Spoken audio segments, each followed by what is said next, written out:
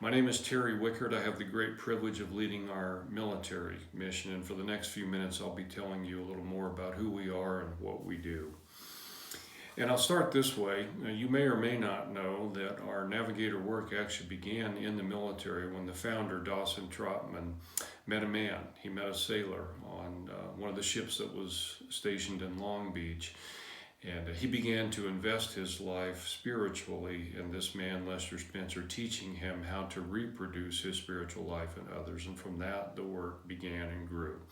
And today, in the military mission, we've grown quite a bit. And so we're today actually a staff of about 450, literally spread around the globe. We work around 125 military bases and units around the planet. And we've even grown to include a first responder ministry that's embedded in the first responder communities in over 20 American cities. And so why am I talking to you today? Well, in our military mission, we've joined with the rest of the Navigator staff in reaching for the God-sized goal of raising up 1 million multiplying disciple makers by the year 2030. It's a big goal, but we're confident that we can reach it. Still, we know to be able to do that, we're going to need more staff. And so I want to speak to you today about why I think you should consider being one of those staff.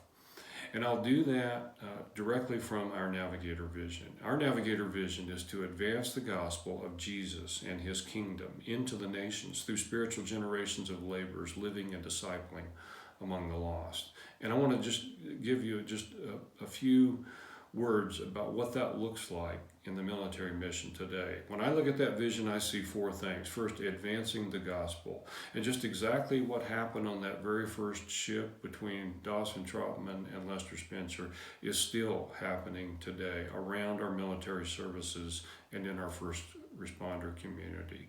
Life by life by life, we're advancing and pushing out the boundaries of the gospel. Secondly, when I look at that vision, I see this idea of the nations. And as I mentioned, our staff is literally spread out all over the planet. We have permanent staff in 18 who are stationed in 18 time zones, and other staff who regularly deploy to the other 6. And so we are not only reaching for the nations, we don't only see the nations, we're physically in the nations today doing the work that God has called us to do.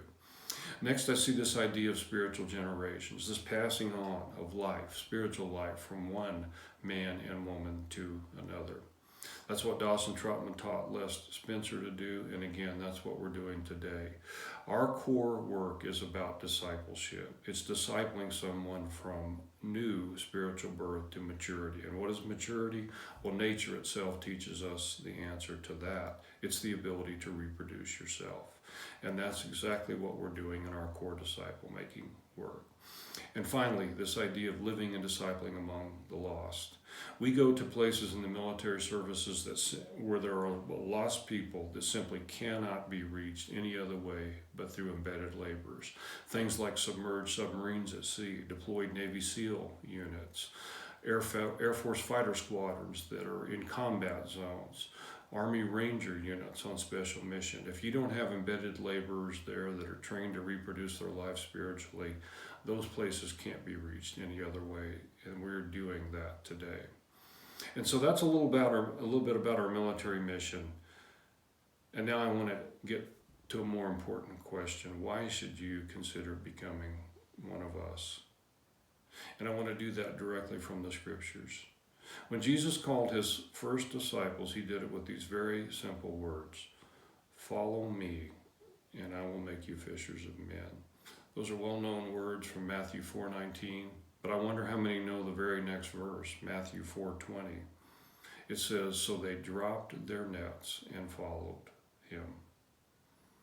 And frankly, that's what we're looking for. We're looking for men and women who would be willing to come with us to stand in the gap and contend with the enemy for lost souls.